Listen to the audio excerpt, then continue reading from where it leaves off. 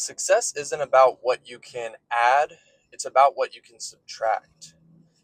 And what I mean by that is there's a lot of things in life that people do that are what I like to call energy drains. Some examples of energy drains would be drugs and alcohol, watching pornography, playing video games for hours on end, just those things that steal your time, steal your attention, steal your clarity, hijack your dopamine like short form content. Those things are textbook energy drains. And the reason that you can't become successful if your energy is being drained is that you need to be primed for success. You need to wake up with energy. You need to have a plan. You need to have mental clarity. You can't operate with this brain fog and this drain. So before you can really make meaningful progress towards your goals, something you can do is remove these energy drains. And what that's going to do is that's going to free up a lot of mental bandwidth that you can actually use on advancing your goals.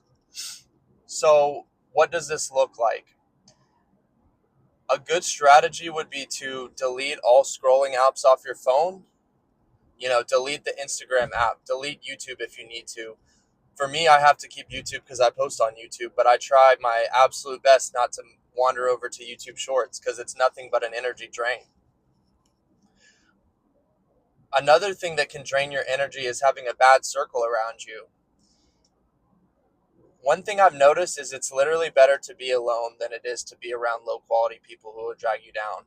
Because all it takes is one incident that can seal your fate forever and destroy your future. One DUI, one, car accident, it whatever it may be, you just signed your life away basically and now you're stuck. I mean, you can still achieve success, you can still achieve happiness, but you've just put a huge barrier in the way. So I would encourage you to start subtracting things before you start adding things. A lot of people think that you need to wake up at 5 a.m., journal for an hour, go cold plunge, all these things. But first of all, you're not ever going to do those things if you don't remove the energy drains. If you went to bed at 1 a.m. after smoking and drinking all night and partying or gaming until 2, 3 a.m. on, Fortnite or whatever game you play, you're simply just going to be in survival mode forever. You're going to keep doing those things and wonder why you can't get results. You wonder why it feels like it goes back to the friction thing.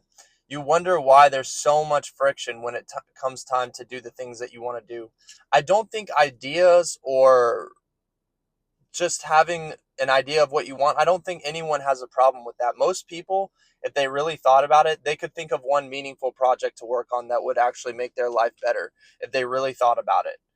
So it becomes a matter of execution, and people think it's easy to execute. Oh, I'll just be disciplined. Oh, I'll just be motivated. Oh, I'll just watch a bunch of motivational videos on YouTube and then I'll go do it. But you find that only works for about a day and then you're back where you started. It's because you haven't removed these energy drains. It's because your friction is still high. It's because you're not in alignment with your goals. So the best thing you can do is, dumbass, freaking Suburban just tries to merge into me. Speaking of that, but anyways, um, where was I? Really, removing these drains is the best thing you can do because what removing the drains does is it decreases friction. When you decrease friction, you're giving yourself the best opportunity to execute on your goals. So go ahead and delete those apps. Go ahead. I mean, if you have a PlayStation or an Xbox and you can't stop playing, sell the damn thing. You have to really think, is having this device worth sacrificing my future, worth sacrificing my goals and my dreams? If you're perfectly happy to work a 9 to 5, come home every day, play Xbox, till 2 a.m. and then drag yourself into work tired the next day and just survive the day the next day, then be my guest. I don't care. It's up to you how you want to live your life.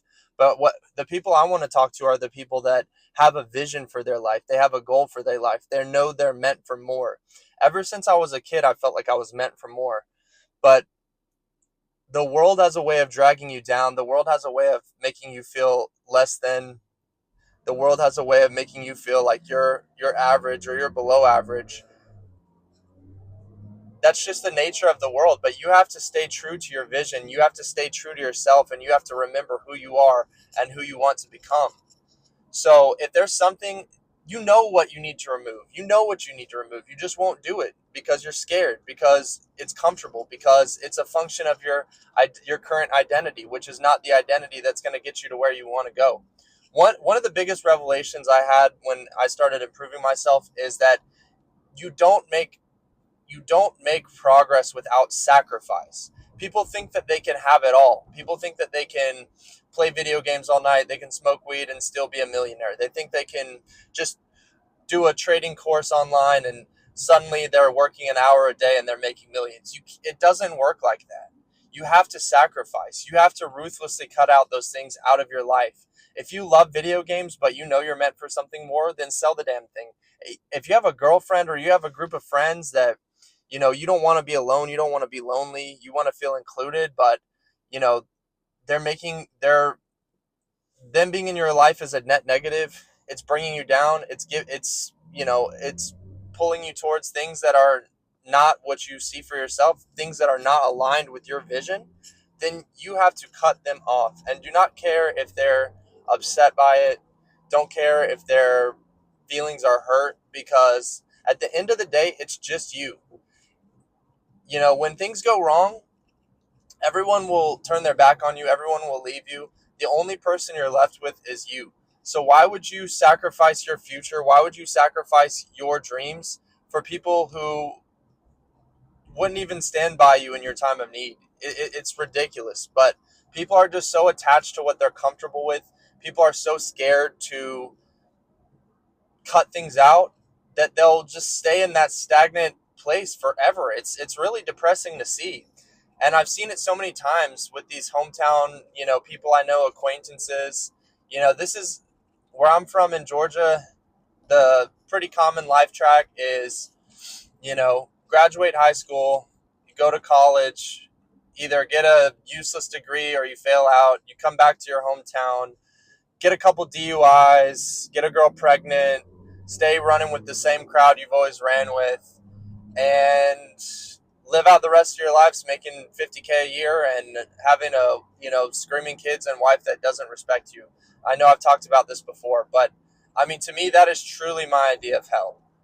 And you have to protect your energy and you have to protect your time and your availability. You are a valuable resource, and people will extract everything they can out of you. And these companies will extract everything that they can out of you. Facebook, Twitter, Instagram, it's all an attention drain. It's all a dopamine drain. They profit off of they profit off of you being lost. They profit off of you being miserable. They profit off of you being addicted and stagnant. So, you might not want to delete Instagram. You might want to see what your friends from college or high school are doing all the time. You might want to stay in the loop and feel like you're included. But is that worth sacrificing your dream life? Is that worth sacrificing your goals? If it is, then that's really not the type of person that I'm reaching out to on this channel. But I know that there's people out there who have something in their life that they want above all else. You have to have something that you want above all other things. You can't balance and have it all. You can't juggle all these things. You have to simplify. You have to become efficient. You have to become basic. That doesn't mean that you have to be in monk mode and you can't ever enjoy yourself and that you can't ever have fun or celebrate success. But going out every weekend or smoking weed every day or playing video games every night after work to try to fight back some semblance of authority in your life, you're going to stay stuck in that endless loop forever. It's like a hamster wheel. The harder you run, the harder you push, the more you're just going to loop back into those same exact habits, and you're going to end up in that same exact place. I've seen it so much, and I've fought with this for years. Life is cyclical. People keep putting in the same inputs. They keep entering the same inputs and expect a different output. They expect a different outcome. They think if they just watch some, guru on YouTube, or they read some book, that it'll give them the answers to how they can become successful, how they can add all these things to their life, how they can add becoming, a successful, entrepreneur or a successful business owner. They think they can just add all these things, add. But you need to start with the subtraction. Start by removing those energy drains. Start by removing those things that are pulling you down. Because it's like, remember that game Flappy Bird, when you just hit, you go up and down. Everything you do, you go up and down. So you need to have more inputs that are bringing you up. You need to be constantly going up, up, up, up. So you have two things. You have those upward inputs and you have the downward inputs. You have to have far more upward inputs than the downward inputs. The second you start stacking those downward inputs, you're at ground zero before you know it. And a big part of that is going to be momentum. So you might be doing good for a while, and you might feel like you've been putting in positive inputs, and then you say, oh, well, I've been doing so good. It's time I can finally let loose and relax, and I can do some of those things that I was trying to cut out of my life. The second you make that compromise, now your momentum shifted to bringing you back down again. So you have to have a zero tolerance for negative inputs. You have to have zero tolerance for attention drains and dopamine drains. So what I would recommend is starting by auditing your life. Sit down, and once again, I'll recommend, you can use the Notes app on your phone, which I do all the time. But like I said, a lot of times, pencil and paper is the best way to cement these things in your brain. But sit down and audit your life. Think about the things that are pushing you towards your ideal life. Think about the things that are getting you to where you want to go. Because there's only one place you want to go. You don't want to just be like drifting along. Like I said in my last video, you want to have a focused vision. You want to have a clear goal, a clear place you want to land. Where do you want to live? Who do you want to be? What do you want to wake up every day and do? So take a look at these things in your life. Take a look at your friends. Take a look at your habits. Take a look at your entertainment, your hobbies. Take a look at your decision making. What do you do for fun? How do you socialize? Do you spend most of your time with other people? Do you people please? Do you give too much? Do you help people who aren't worth helping? If the answer to any of those is yes, then those are things that are attention drains. Those are success drains, and those are things that you need to immediately cut off with no, ruthlessly cut them off. Get rid of them immediately. And if you do these things, I guarantee you will find yourself with 10 times more energy to put towards the things that are actually going to improve your life. So give those things a try. Let me know in the comments where your energy drains are. Let me know what you can do to get rid of them. And I wish you all the success. Someone else I thought was a big one.